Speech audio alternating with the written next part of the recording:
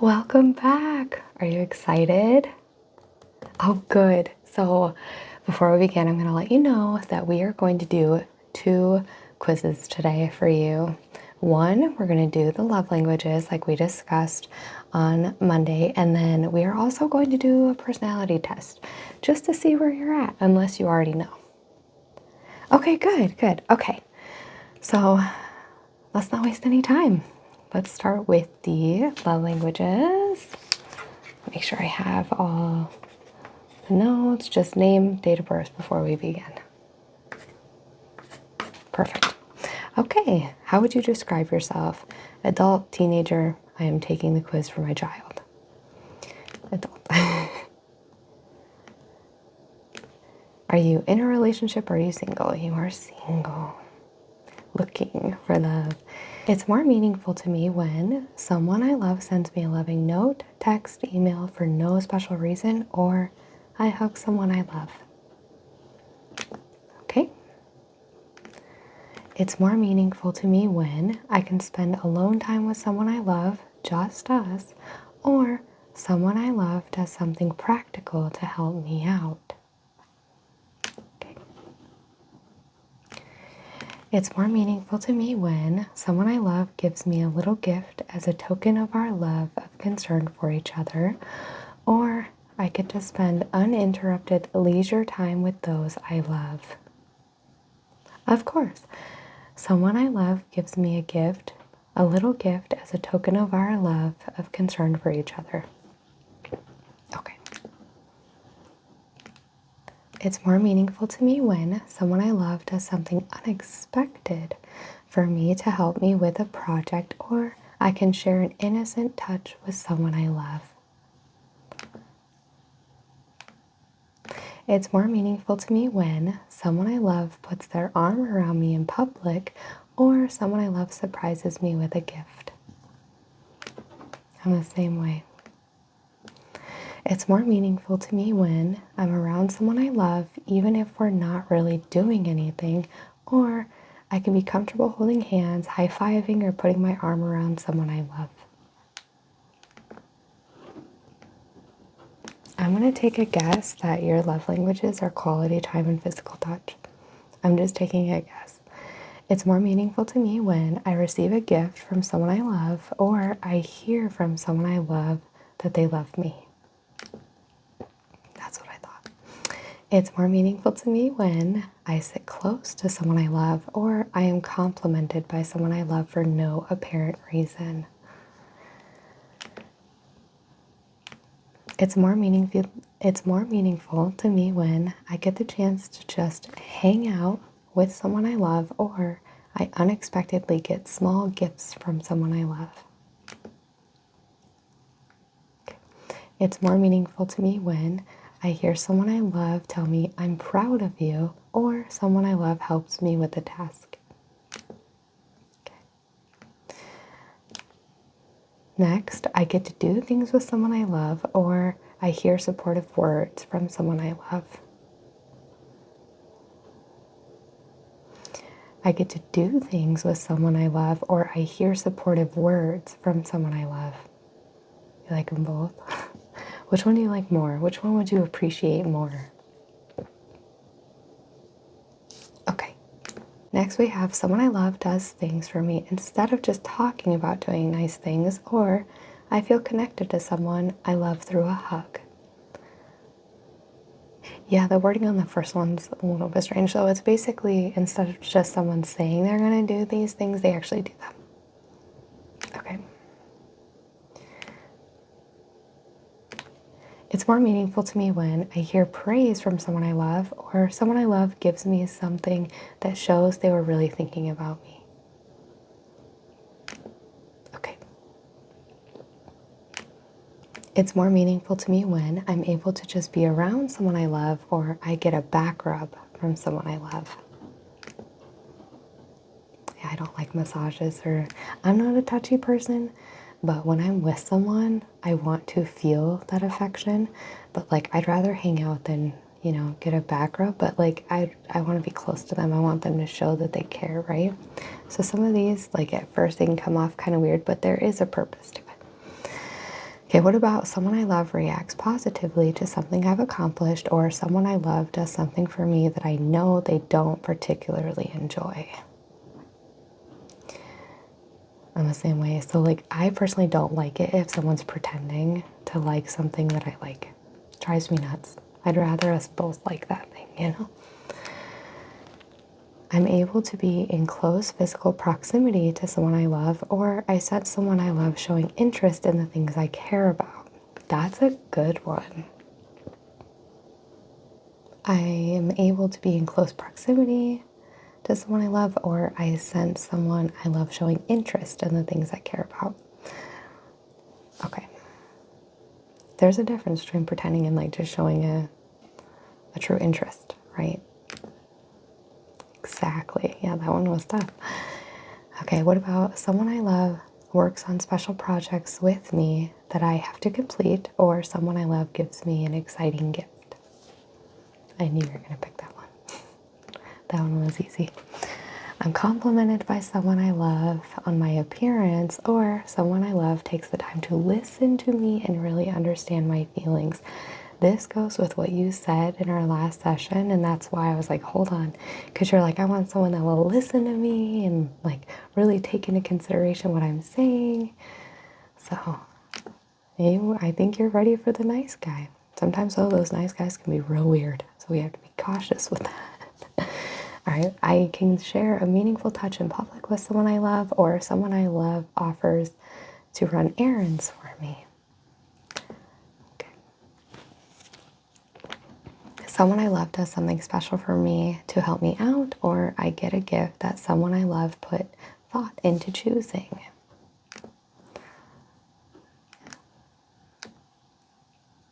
Okay. Someone I love doesn't check their phone while we're talking with each other. Someone I love goes out of their way to do something that relieves pressure on me. Oh, both of those are good. Yeah, the phone thing for me, I rarely even know where my phone is. So if I'm with somebody that's on their phone all the time, I already know it's not gonna ever work. But then again, if someone goes out of their way to like relieve pressure, like that would be so amazing. So what are you thinking? Yeah. Okay. I can look forward to a holiday because I'll probably get a gift from someone I love, or I hear the words, I appreciate you from someone I love. Someone I love and haven't seen in a while thinks enough of me to give me a little gift. Someone I love someone I love takes care of something I'm responsible to do, but I feel too stressed to do it at the time. Okay. Someone I love doesn't interrupt me while I'm talking. Gift giving is an important part of the relationship with someone I love. You didn't even have to tell me that one. I already knew. Someone I love helps me out when they know I'm already tired, or I get to go somewhere while spending time with someone I love. Okay. Someone I love touches my arm or shoulder to show their care or concern. Someone I love gives me a little gift that they picked up in the course of their normal day. Just a few more. Someone I love says something encouraging to me.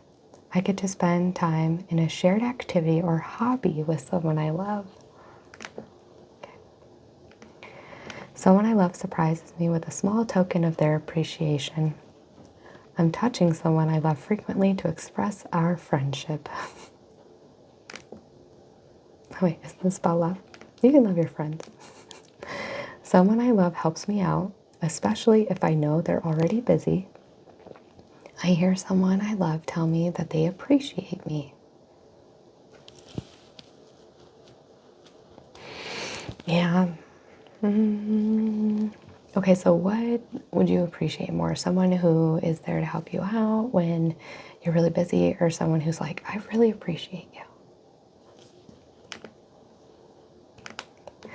I get a hug from someone whom I haven't seen in a while, or I hear someone I love tell me how much I mean to them. Okay. So results are in. It looks like majority of your love language is quality time. And then there's physical touch, words of affirmation, then acts of service. So those are your top, and like there's none in receiving gifts. I'm gonna write these down for you, okay? And then I'll email you the results of everything. Just give me 1 second here. So we have quality time, and I wouldn't say there's one more than the other. So quality time, words of affirmation, and then a physical touch. So I would say those three are your main ones. Main. Those are the most meaningful and most important to you. And then you also do like acts of service, but I would say that you like the other stuff, you appreciate the other three more than acts of service. So if it came down to it, you'd rather have quality time than acts of service, right? Does that sound about right? Okay. All right, let's go ahead now and go to the personality test. So these are going to be where it's like agree to disagree. So if you strongly agree, let me know. And if you just agree, okay, same with disagree. Okay, just let me know strongly agree or strongly disagree or agree or disagree, okay? All right, so you regularly make new friends. Okay. Complex and novel ideas excite you more than simple and straightforward ones. You usually feel more persuaded by what resonates emotionally with you than by factual arguments. So you're more persuaded by your emotions than being rational. Okay. Your living and working spaces are clean and organized. You usually stay calm even under a lot of pressure. You find the idea of networking or promoting yourself to strangers very daunting. Okay. You prioritize and plan tasks effectively, often completing them well before the deadline. People's stories and emotions speak louder to you than numbers or data. You like to use organizing tools like schedules and lists. Even a small mistake can cause you to doubt your overall abilities and knowledge. You feel comfortable just walking up to someone you find interesting and striking up a conversation. Yeah, you feel comfortable doing that. Okay. You are too interested in discussions about various interpretations of creative works. You prioritize facts over people's feelings when determining a course of action. You often allow the day to unfold without any schedule at all. You rarely worry about whether you make a good impression on people you meet. I think we all worry to a certain extent, right? You enjoy participating in team-based activities. You enjoy experimenting with new and untested approaches. You prioritize being sensitive over being completely honest. You actively seek out new experiences and knowledge areas to explore. You are prone to worrying that things will take a turn for the worst. You enjoy solitary hobbies or activities more than group ones. You cannot imagine yourself writing fictional stories for a living. You favor efficiency in decisions, even if it means disregarding some emotional aspects. You prefer to do your chores before allowing yourself to relax. That is me to a T. Otherwise, if I'm trying to relax the whole time, I'm like, oh, I need to do the dishes, need to do dishes, need to do laundry. So I will like do everything and then try to relax. I have a very hard time relaxing. In disagreements, you prioritize proving your point over preserving the feelings of others. You usually wait for others to introduce themselves first at social gatherings. Yeah, it kind of depends on what it is. Your mood can change very quickly. Whose doesn't? You are not easily swayed by emotional arguments. You want me to change that one? Okay, you got it. You often end up doing things at the last possible moment. You enjoy debating ethical dilemmas. You usually prefer to be around others rather than on your own. You become bored or lose interest when the discussion gets highly theoretical. Go back up to, you usually prefer to be around others. Okay, yeah, no problem. I'm the same way. I'll be like, hold on. Thought about that a little more. When facts and feelings conflict, you usually find yourself following your heart. Okay. You find it challenging to maintain a consistent work or study schedule. You rarely second guess the choice that you made. Your friends would describe you as lively and outgoing. That's where that, bubbly introvert comes in. So you're outgoing only to a certain extent and only to certain people. You are drawn to various forms of creative expression, such as writing. You usually base your choice on objective facts rather than emotional impressions. You like to have a to-do list for each day. You rarely feel insecure. You avoid making phone calls. Who doesn't? You enjoy exploring unfamiliar ideas and viewpoints.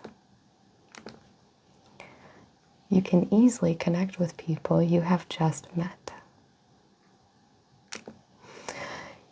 If your plans are interrupted, your top priority is to get back on track as soon as possible.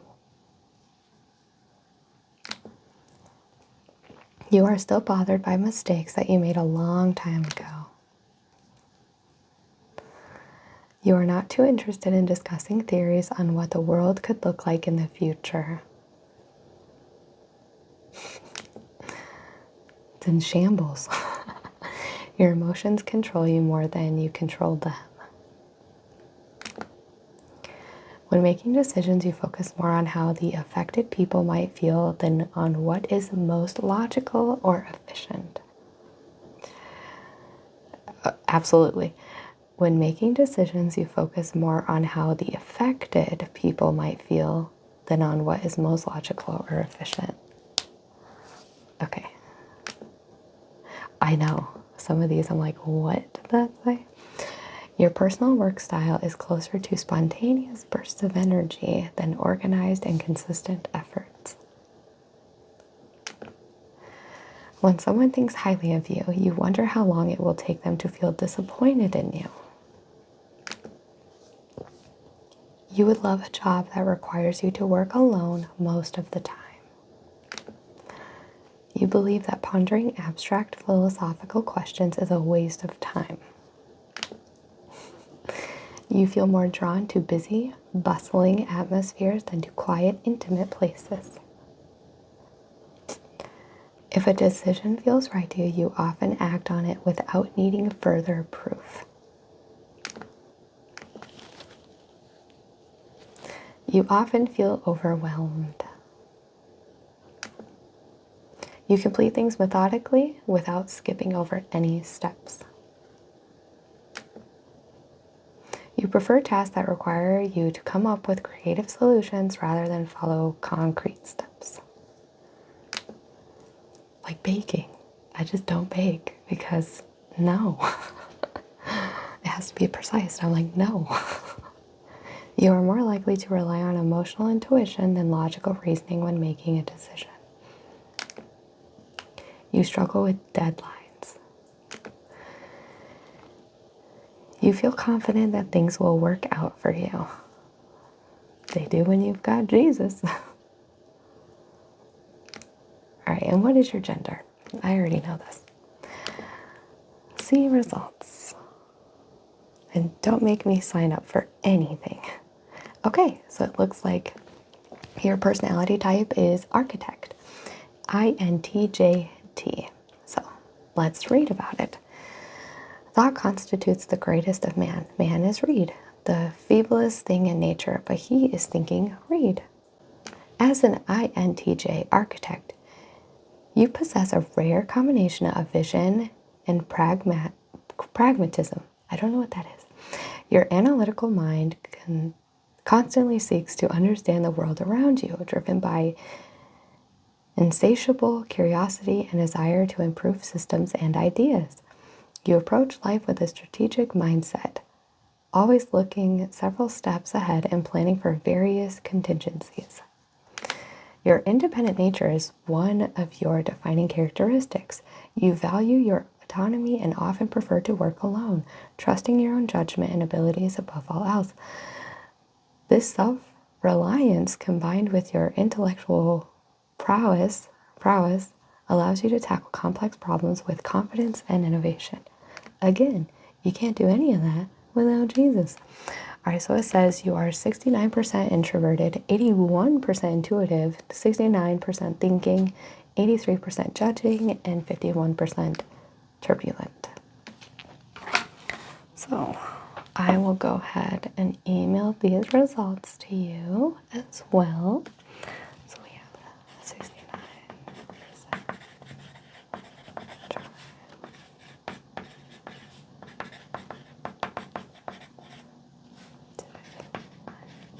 51% thinking, 83% judging. Okay, and then what was the last one? 21%. Perfect. All right, so with these results, I will know way more on when I'm looking, for your love. I will have a better idea of what exactly to look for. This is incredible. You did amazing. Okay, so again, we're going to meet on Monday, and that is when I will have decisions for you. How does that sound? Perfect. Well, I am so excited to move forward with you. This has been so incredible. I can't wait. I cannot wait. I'm so excited for you. All right, my dear. I will see you on Monday. You have an amazing rest of your day. God bless. Take care.